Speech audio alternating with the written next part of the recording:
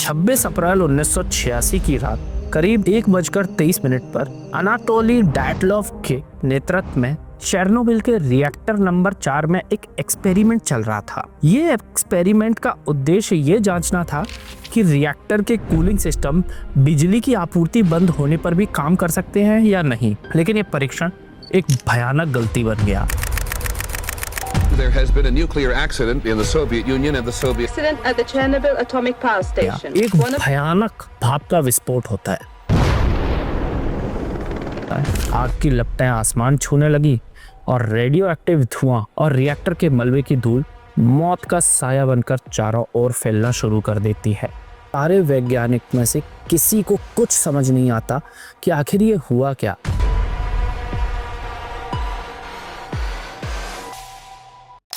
नमस्ते, मैं अनिकेत दीक्षित आप सभी का स्वागत करता हूं। आज की कहानी 26 अप्रैल 1986 की रात की है, जब सोवियत संघ नींद के आगोश में सोया हुआ था। तब यूक्रेन के प्रिपियट शहर के पास कुछ वैज्ञानिक एक सीक्रेट एक्सपेरिमेंट कर रहे थे। तभी ज़मीन हिलती है और पूरे शहर की नींद एक धमाके की आवाज़ से खुल जाती है। इस धमाके की आवाज़ ने इतिहास के वो काले पन्ने लिखे जिसने सोवियत संघ के अस्तित्व का नामो निशान मिटा दिया। विज्ञान की गलती, इंसानी नज़रअंदाजी और उन हीरोज़ की जिन्होंने अपनी जान देकर उस दुनिया को मरघट बनने से बचाया। ये कहानी है चेर्नोबिल की। चेर्नोबिल उत्तरी यूक्रेन में बसा एक छोटा सा शहर था। 1970 के दशक में सोवियत संघ की परमाणु शक्ति का प्रतीक बन गया था ये शहर। पास ही बसा प्रिपियट शहर, जो चेर्नोबिल न्यूक्लियर पावर प्लांट के कर्मचारियों का घर था। एक आदर्श सोवियत शहर, आधुनिक स्कूल, सिनेमा घर और खेल के मैदान। लेकिन इस चमक दमक के पीछे एक खतरनाक सच्चाई छिपी थी। चेर्नोबिल का संयंत्र, जिसे सोवियत गौरव का प्रतीक माना जाता था, आरबीएम के रिएक्टर पर चलता था। एक डिजाइन जो बाद में घातक साबित हुआ। आरबीएम के रिएक्टर सस्ते और शक्तिशाली थे, लेकिन इनमें कई खामियां थीं। कंट्रोल रॉड्स का गलत डिजाइन और रिएक्टर को ठंडा करने के लिए अपर्याप्त व्यवस्था इसे एक टिक टिक करते बम की तरह बनाती थी। लेकिन सोवियत सरकार ने इन खामियों को हमेशा नजरअंदाज किया, क्योंकि परमाणु ऊर्जा में अव्वल रहना और अमेरिकियों से उनका कंपटीशन यूएसएसआर की प्रगति का प्रतीक बन चुका था। 26 अप्रैल 1986 की रात करीब 1:23 पर अनाटोली डैटलॉव के नेतृत्व में चेर्नोबिल के रिएक्टर नंबर 4 में एक एक्सपेरिमेंट चल रहा था। ये एक्सपेरिमेंट का उद्देश्य ये जांचना था कि रिएक्टर के कूलिंग सिस्टम बिजली की आपूर्ति बंद होने पर भी काम कर सकते हैं या नहीं। लेकिन ये परीक्षण एक भयानक गलती बन गया। कंट्रोल रूम में मौजूद कर्मचारी इस टेस्ट से अनजान थे। उन्हें पहले कभी इस टेस्ट की जानकारी नहीं दी गई थी और उन्हें ऐसे टेस्ट की ट्रेनिंग भी नहीं मिली थी। टेस्ट का काम था रिएक्टर की बिजली बनाने वाली शक्ति को धीरे धीरे कम करना, लेकिन ज्ञान की कमी और तकनीकी गड़बड़ियां की कड़ी जुड़ती गई और रिएक्टर की शक्ति अनियंत्रित रूप से बढ़ने लगी। पावर को खतरनाक तरीके से बढ़ते देख शिफ्ट सुपरवाइजर अलेक्जेंडर अकीमोव अनाटोली डैटलॉव के ऑर्डर्स की खिलाफत करते हैं और रिएक्टर को बंद करने वाला AZ5 इमरजेंसी बटन दबा देते हैं। एक भयानक भाप का विस्फोट होता है। रिएक्टर का 2000 टन का वजनी ढक्कन हवा में उड़ जाता है और जैसे ही ऑक्सीजन रिएक्टर के कोर में पहुंचता है तो पहले से भी ज़्यादा विनाशकारी दूसरा विस्फोट होता है। इस सेकेंड ब्लास्ट ने रिएक्टर को पूरी तरह तबाह कर दिया था।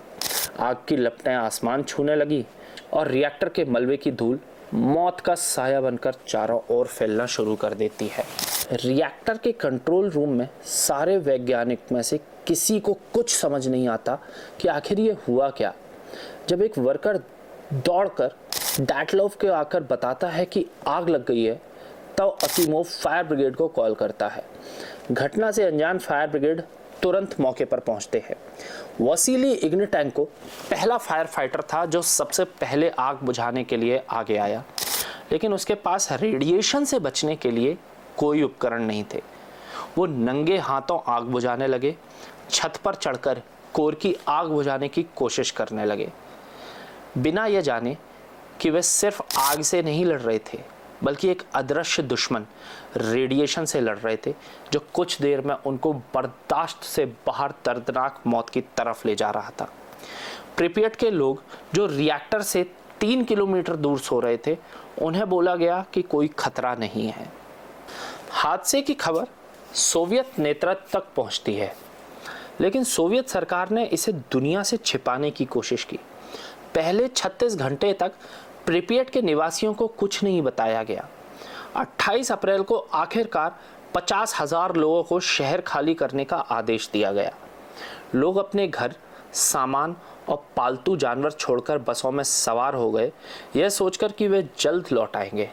लेकिन प्रिपियट आज भी कोई वापस नहीं जा पाया है।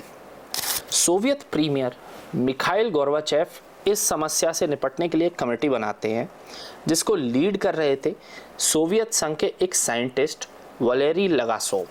उन्होंने मंत्री परिषद के उपाध्यक्ष बोरिस सर्विना के साथ चेरनोबिल भेजा गया। लगासोव के आदेश पर सोवियत सेना ने हेलीकॉप्टरों से रिएक्टर पर रेत, मिट्टी और बोरोन डालकर आग बुझाने की कोशिश की, लेकिन रेडियो एक्टिव कण पहले ही बेलारूस, रशिया और यूरोप के हिस्सों में फैल चुके थे। स्वीडन के वैज्ञानिकों ने सबसे पहले रेडिएशन का पता लगाया और दुनिया को अलर्ट किया। तब जाकर सोवियत सरकार ने हादसे को स्वीकार किया। हादसे को नियंत्रित करने के लिए 6 लाख से ज़्यादा लोग थे, जिन्हें लिक्विडेटर्स कहा गया। ये लोग इस हादसे से निपटने के लिए आगे आए। इनमें सैनिक, फायर फाइटर्स, इंजीनियर और कॉमन मैन शामिल थे। उन्होंने रेडियो एक्टिव मलबा हटाया, रिएक्टर को कंक्रीट के सैर्गोफेगस से बंद किया और दूषित क्षेत्र को साफ किया, लेकिन इस बलिदान की उन्हें भारी कीमत चुकानी पड़ी। हजारों लिक्विडेटर्स रेडिएशन से बीमार पड़ गए थे। कोई तो तुरंत मर गया और बाकियों को कैंसर और ज़्यादा खतरनाक बीमारियां झेलनी पड़ी। उनकी वीरता ने दुनिया को और बड़े विनाश से बचाया था, लेकिन सोवियत सरकार ने उनके बलिदान को कभी भी पूरी तरीके से स्वीकार नहीं किया। चेरनोबिल के आसपास 30 किलोमीटर का क्षेत्र, जिसे एक्सक्लूजन जोन कहा जाता है, आज भी मानव जीवन के लिए बहुत ही ज़्यादा सुरक्षित है। प्रिपियट एक भूतिया शहर बन गया है, जहां समय 1986 में ही रुक गया। विश्व स्वास्थ्य संगठन के अनुसार इस हादसे से संबंधित कैंसर और अन्य बीमारियों ने हजारों लोगों की जान ले ली। कुछ अनुमानों के माने तो 4,000 से 90,000 अतिरिक्त मौतें बताई जाती हैं। बेलारूस में बच्चों में थायराइड कैंसर के मामले 100 गुना से ज़्यादा बढ़ गए। रेडियो एक्टिव सीजियम 137 ने मिट्टी, पानी और फसलों को दशकों के लिए दूषित कर दिया। वन्य जीवों पर भी इसका गहरा असर पड़ा है। कई प्रजातियां म्यूटेशन का शिकार हुई हैं, लेकिन इसमें भी सोचने वाली बात यह है कि एक्सक्लूजन जोन में मानव गतिविधि के अभाव में कुछ जंगली जानवर जैसे भेड़िए और हिरन ज़्यादा पनप रहे थे। रेडियो एक्टिव बादल यूरोप के कई देशों, स्वीडन, जर्मनी, पोलैंड तक फैले हुए थे। दूषित दूध और फसलों ने लाखों लोगों के डीएनए को प्रभावित किया। चेरनोबिल ने परमाणु ऊर्जा के प्रति दुनिया का नजरिया बदल दिया था। गोर्बाचेव ने इस हादसे को 18 दिन बाद सार्वजनिक किया। उनकी ग्लासनोस्त यानी खुलापन की नीति ने चेरनोबिल की सच्चाई को सामने लाने में मदद करी, लेकिन सरकार की शुरुआती चुप्पी ने लाखों करोड़ों लोगों को खतरे में डाल दिया था। अंतर्राष्ट्रीय परमाणु सुरक्षा एजेंसी ने जांच शुरू करी और आरबीएम के रिएक्टर में सुधार के आदेश दिए। 1987 में चेरनोबिल के कुछ इंजीनियरों और प्रबंधकों पर मुकदमा चलाया गया, लेकिन असली जिम्मेदारी सोवियत व्यवस्था की थी, जिसने सुरक्षा को नज़रअंदाज किया।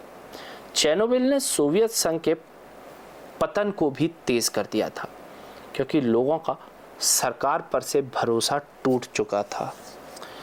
2016 में चेरनोबिल रिएक्टर को एक नए सुरक्षित कंटेनमेंट (NSC) से ढक दिया गया, जो अगले आने वाले 100 साल तक रेडिएशन को रोकने के लिए बनाया गया है।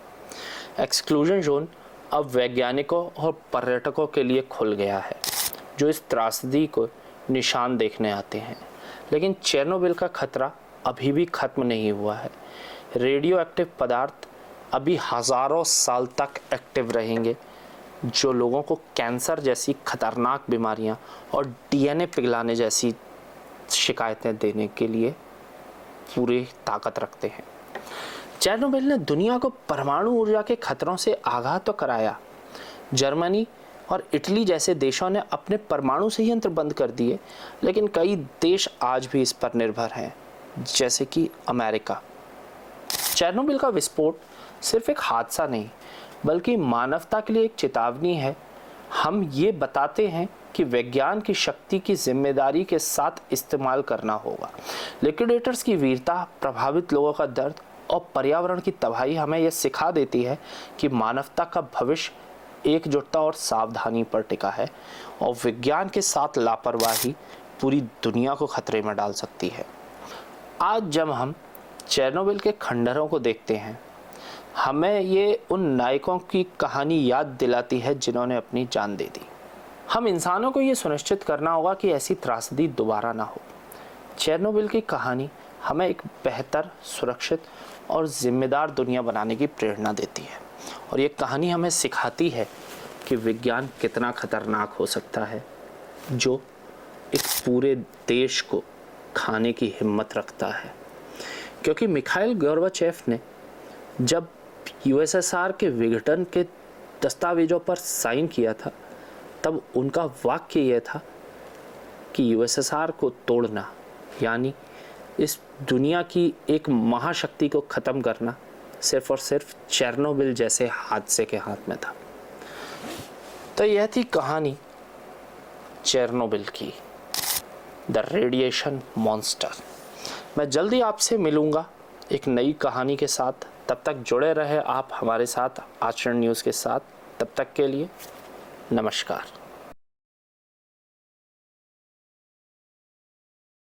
देश दुनिया की सभी खबरें देखने के लिए जुड़े रहिए आचरण न्यूज से। आचरण न्यूज, हर कदम आपके साथ।